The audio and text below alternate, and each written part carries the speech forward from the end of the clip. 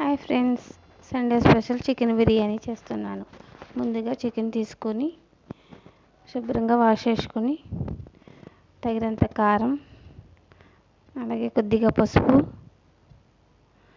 కొద్దిగా ఉప్పు, అల్లం వెల్లుల్లి పేస్టు 3 టీ స్పూన్లు వేస్తున్నాను. కారం మాసం తొందరగా ఉడకదు.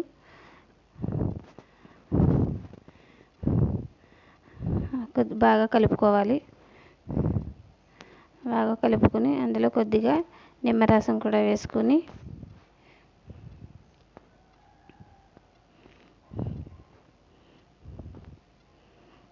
అలాగే కొద్దిగా వాటర్ పోసి బాగా కలుపుకొని కుక్కర్ మూత అయితే పెట్టి 10 విజిల్స్ అయితే రానివ్వాలి. అది విజిల్స్ వచ్చేలోపు ఇప్పుడు కళాయి పెట్టుకుని అందులో బిర్యానీ దినుసులు అన్నీ వేసుకొని వేయించుకోవాలి. డ్రైగా వేయించుకున్న వాటిని మిక్సీ పెట్టుకుని పౌడర్ కింద చేసుకుని పక్కన పెట్టుకోవాలి.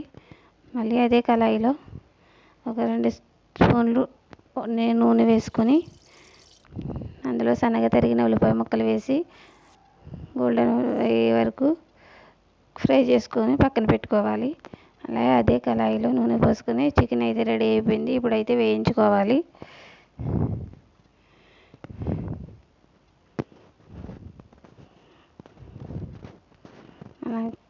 కొద్దిగా వేగిన తర్వాత 1 స్పూన్ కారం, అలాగే కొద్దిగా పసుపు,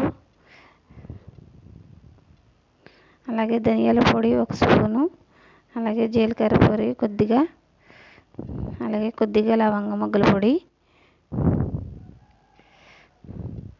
వేసి బాగా కలుపుకోవాలి. బాగా ఫ్రై చేసుకోవాలి.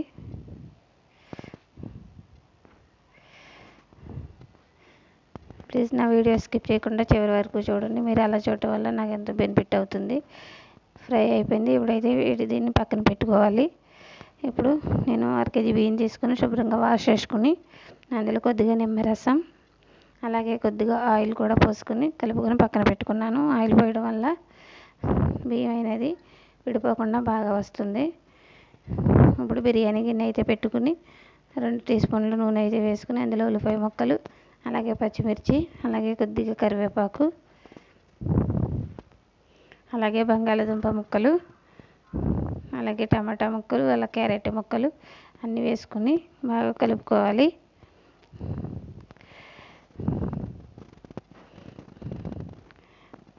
అవి కొద్దిగా ఫ్రై అయిన తర్వాత ఇప్పుడు మిక్సీ పెట్టుకున్న పౌడర్ని అయితే అందులో వేసి, అలాగే కొద్దిగా అల్లం పేస్ట్ కూడా వేసి బాగా కలుపుకోవాలి. అలాగే కొద్దిగా ధనియాల పొడి, అలాగే కొద్దిగా జీలకర్ర పొడి, అలాగే కొద్దిగా లవంగ మొగ్గల పొడి కూడా వేసి బాగా కలుపుకోవాలి.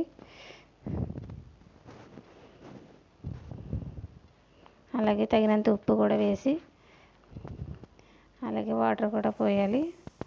1 కేజీ బియ్యానికి 1 లీటర్ వాటర్ అయితే సరిపోతుంది. నేను కొద్దిగా వాటర్ అయితే 1 లీటర్కి కొద్దిగా తక్కువగా అయితే వేసాను. బియ్యం నానబెట్టాను కాబట్టి తొందరగా ఉడికిపోతుంది. ఇప్పుడు నీళ్ళు మరిగిన తర్వాత బియ్యం అయితే వేసుకోవాలి.